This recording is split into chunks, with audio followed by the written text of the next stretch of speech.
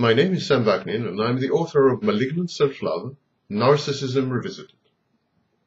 Here is the narcissist monologue, inner and sometimes outer. The narcissist says, I cannot understand so-called normal people. I don't know what makes them tick. To me, the narcissist, they're an enigma, wrapped in a mystery. I try hard not to offend them, to act civil, to be helpful and forthcoming. I give so much in my relationships that I often feel exploited. I make it a point not to strain my contacts, not to demand too much, not to impose, says the narcissist. But it's not working. Folks I consider friends vanish suddenly without as much as a goodbye. The more I help someone, insists the narcissist, the less grateful he or she seems to be, and the more repelled by me. The narcissist continues, I find jobs for people, lend a hand with various chores, make valuable introductions, give advice, and charge nothing for my services, which in some cases are rendered over many years, day in and day out. Yet it seems that I can do nothing right. They accept my aid and succor grudgingly, and then disengage, until the next time I'm needed.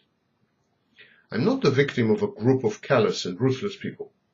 Some of these ingrates are otherwise most warm and empathic towards others. It just seems that they cannot find in them warmth and empathy enough for me, no matter how much I try to make myself both useful and agreeable.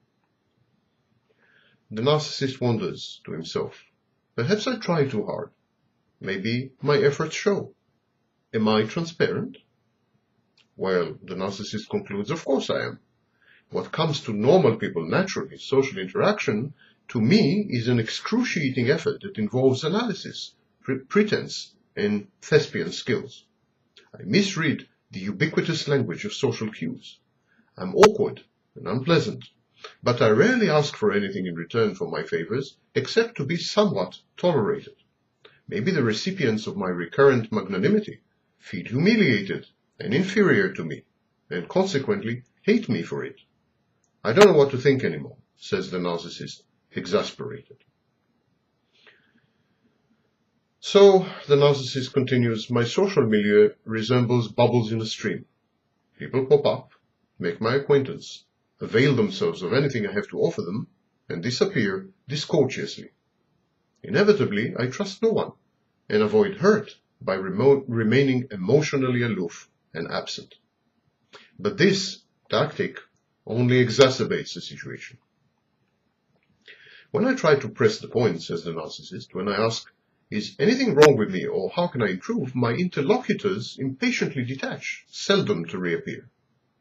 When I try to balance the equation by very rarely asking for a commensurate service or a favor in return, I'm utterly ignored or my request is curtly and monosyllabically declined. It's like people are saying, you are such a loathsome being that merely keeping your company is a sacrifice. You should bribe us to associate with you, however coolly. You should buy our icy friendship and our limited willingness to listen. You deserve no better than these concessions that we are granting you reluctantly. You should feel grateful that we agree to take that which you have to give us. Expect nothing in return but our truncated attention. And I, says the narcissist, I am a mental leper. I endorse these terms of dubious endearment. I dole out gifts, my knowledge, my contacts, my services, my political influence, my skills such as they are. All I ask in return is not to be abandoned hastily. A few moments of make-believe. A few moments of feigned grace, that's all I ask. I acquiesce in the asymmetry of my relationships, for I deserve no better and have known no differently since my early, tortured childhood. This is the narcissist monologue, and this is how he sees himself and the world around him.